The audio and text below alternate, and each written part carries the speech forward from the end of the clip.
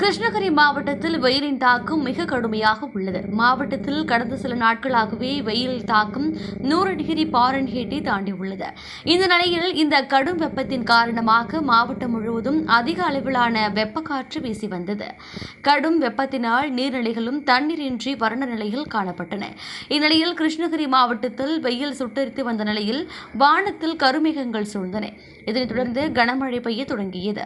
மாவட்டத்தில் கிருஷ்ணகிரி, காவேரிப்பட்டினம், குருபரப்பள்ளி, நாரளப்பள்ளி, வேப்பனப்பள்ளி, ஆலப்பட்டி, சூலகிரி உள்ளிட்ட அப்பகுதிகளில் பலத்த கனமழை பெய்தது. சாலையில் மழைநீர் வெள்ளம் போல் ஓடியது.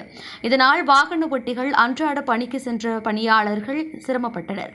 இருப்பினும் கடும் வெப்பத்திற்கு இடையே பகல் நேரத்தில் இந்த மழை பெய்ததால் வெப்பம் தணிந்தது. குறிப்பாக இந்த மழையால் அணைகள் மட்டுமின்றி ஏரி, குளம் போன்ற நீர்நிலைகளுக்கும் தண்ணீர் வரத்து துவங்கியுள்ளதால் விவசாயிகள் மற்றும் பொதுமக்கள் மகிழ்ச்சியடைந்துள்ளனர்.